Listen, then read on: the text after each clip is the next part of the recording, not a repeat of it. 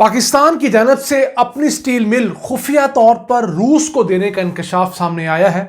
कौमी असम्बली की कायमा कमेटी बराए इंडस्ट्रीज एंड प्रोडक्शन की मीटिंग के दौरान ये बात बताई गई कि 8 से 6 माह कबल पाकिस्तान ने रूस को अपनी स्टील मिल देने की ऑफर की थी और वो भी खुफिया तौर पर। इन हालात में हो रहा है कि पाकिस्तान में हर साल 6 अरब डॉलर्स का लोहा, स्टील और स्क्रैप इंपोर्ट किया जाता है और हमारे पास अपने 200 अरब डॉलर्स मालियत का खाम लोहा प्रोसेस करने की कोई स्टील मिल ही नहीं है। आज की वीडियो में आप जान सकेंगे कि पाकिस्तान स्टील मिल के होते हुए हम किस तरह अपनी इंडस्ट्री को ग्रो कर सकते हैं और इस वक्त भी पाकिस्तान स्टील मिल में जो बड़े पैमाने पर चोरी जारी है, जो सामान चुराया जा रहा है, उसमें क्या होशरुबा फिगर सामने आए हैं। अस्सलाम वालेकुम व्यूअर्स, मैं हूं आपका होस्ट अब्दुल रहमान।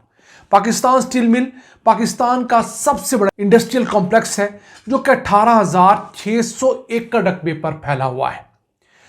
29 मुरब्बा किलोमीटर इसका रकबा बनता है। जो लोग लाहौर में रहते हैं उनको पता है कि जो अलामा इकबाल टाउन है मशहूर ज़माना, वो 1600 एकड़ है और ये 18,600 एकड़ है। 12 अलामा इकबाल टाउन जितना एक पाकिस्तान स्टील मिल का एरिया है। इसमें से जिस जगह पर स्टील मिल का पूरा प्लांट लगा हुआ है, डेजिग्नेटेड एरिया जो है वो 10,390 एकड़ है। इसके साथ साथ जो रहायशी कॉलोनी है उसको 8,070 एकड़ दिए हुए हैं। 200 एकड़ के ऊपर तो बहुत बड़ा एक तालाब है यहां पर, जो कि 110 मिलियन गैलन पानी सेव कर सकता है।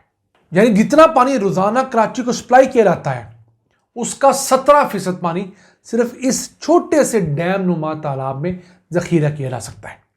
फिर स्टील मिल को जब बनाया गया तो इसके लिए पोर्ट कासम के ऊपर अलहदा से जेटी बनाई गई जहां पर कोयला और खाम लोहा उतरता है और फिर उस जेटी तक आने के लिए इस स्टील मिल का पानी के अंदर अपना 2.5 किलोमीटर का सी वाटर चैनल है जिसमें से बहरी जहाज गुजर के आते हैं।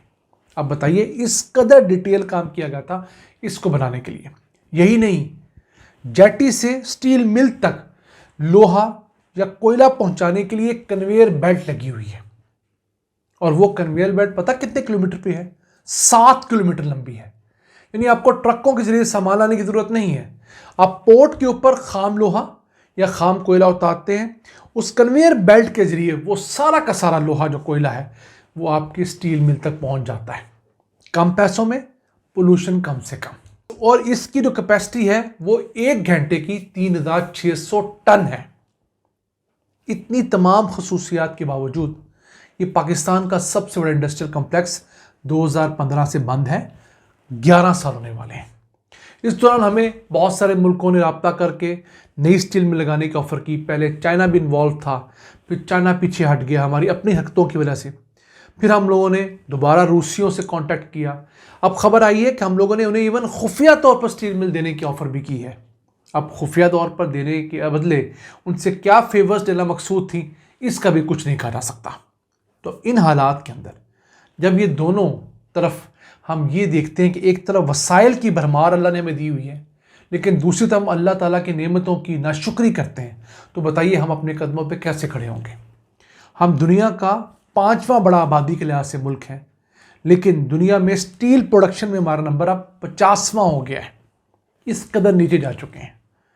ज़रूरत का 6 अरब डॉलर्स का लोहा, स्टील और स्क्रैप हम दुनिया भर से हर साल इंपोर्ट कर रहे हैं। मुझे लगता है कि हमारी पेट्रोलियम मसनूआत के बाद सबसे बड़ी इंपोर्ट जो है अब वो ये हो चुकी है जो स्टील की और स्क्रैप की इंपोर्ट है। इसके बाद खुर्दनी तेल की इंपोर्ट है। हालांकि इन दोनों चीज़ों की इंपोर्ट में हम खुद कफील हो सकते हैं।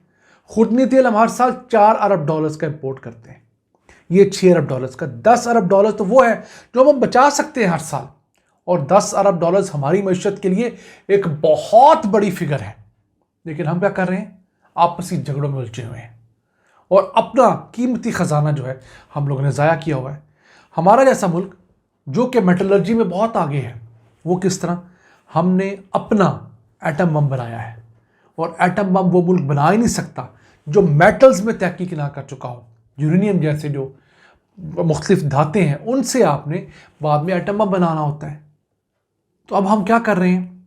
इस स्टील मिल के अंदर जो सामान पड़ा हुआ था, जो स्क्रैप ईवन है, जो इलेक्ट्रिक का सामान है, वो हज़ारों टन में है।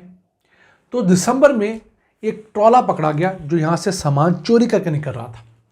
36 टन सामान उस पर लदा हुआ था, 22 व्हीलर ट्रॉला था। और कहा जाता है अब तक अरबों रुपए का सामान तो निकाल कर बेच कर खा लिया गया है। उसमें 2 बड़ी पार्टीज इन्वॉल्व हैं, एक पाकिस्तान स्टील मिल का अपना सिक्योरिटी का स्टाफ और दूसरा डिफेंस सिक्योरिटी फोर्स।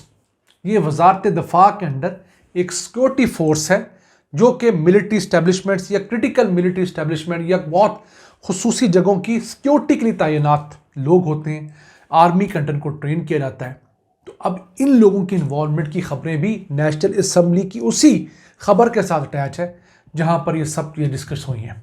और अब इनके लोगों को बुलाया गया कि आपके वहाँ होते हुए ये चोरियां इस कदर बड़े पैमाने पर क्यों हो रही हैं। अब हम पाकिस्तान स्टील मिल को 1 से 2 अरब डॉलर्स में रिवाइव कर सकते हैं, लेकिन मसला है कि पैसे लगाएगा कौन। यानी हमारे ऐसे मुल्क में जो कभी अफगानिस्तान से उलट पड़ता है, कभी ईरान से सीधा हो जाता है, कभी अपनी पॉलिटिकल पार्टियों से सीधा हो जाता है, कभी हम लोग अपने मुल्क के अंदर कोई ना कोई ऑपरेशन शुरू कर लेते हैं, तो 1-2 अरब डॉलर्स की सरमायाकारी लाना एक वबाले जान बना हुआ है।